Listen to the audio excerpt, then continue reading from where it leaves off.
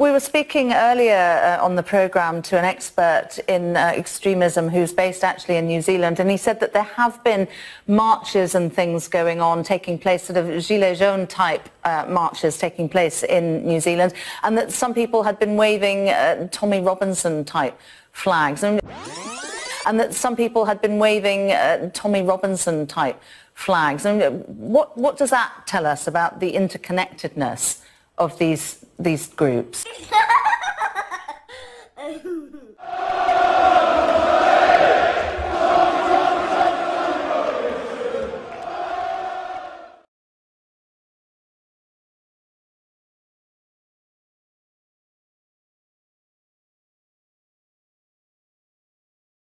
I went and looked today, and I got to tell you,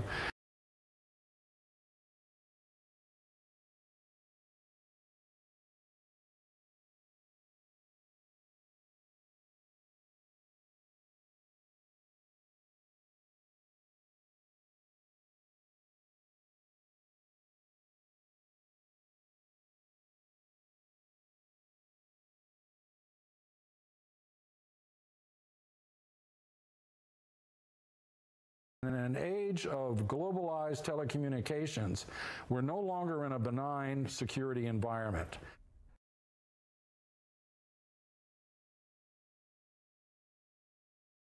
It sparked debate about whether terror threats from the far right are on the rise. Well, I'm joined now by criminologist and expert in far-right extremism, Professor Alberto Testa. Very welcome to you. Thank you for joining us this morning. If you will, just talk us through the psychology of the far-right extremist.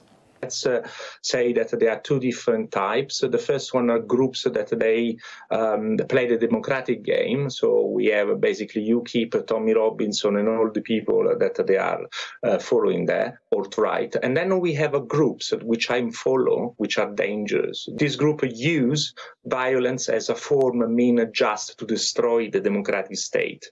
Now, for what I have read, actually this guy, this murderer belongs to the second group, because so they are very conspiracy theory minded. For instance, this group hate Tom Robinson, alt-right, because they believe that actually are paid by the Israeli government. They are recruited from economic insecurity background, and ironically, they share the same pathway of radicalization of the jihadist group. So basically, they have a feeling of social isolation, victimization, and frustrations. Try to address their frustration using, obviously, violence. OK, Professor Alberto Testa, very interesting to get your insights. Thank you very much. Well, let's bring in William Balday. He's an expert in countering violent extremism. Welcome to you. But scores of groups are thought to exist, linking up online with others around the world. They know exactly what's happening in the UK with Tommy Robinson, and perhaps the fact that he's been banned from Facebook, or what's happening in the US and the alt-right.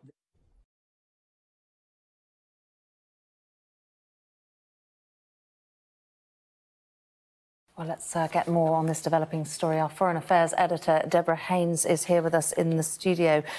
Deborah, what do we know about the far right as far as New Zealand is concerned?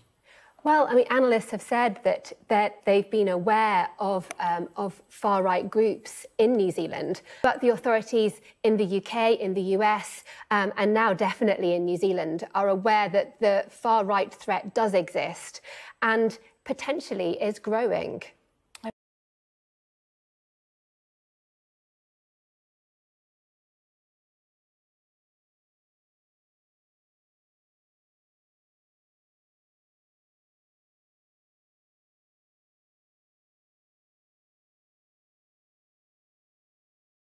From Christchurch, Rupert Wingfield-Hayes sent us this report.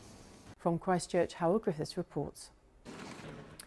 Well, our colleague Clive Myrie is also in Christchurch for us. Clive, it's so soon after what is the worst atrocity in New Zealand's history, but how would you describe the mood there, given the people that you've spoken to and the things that you've seen?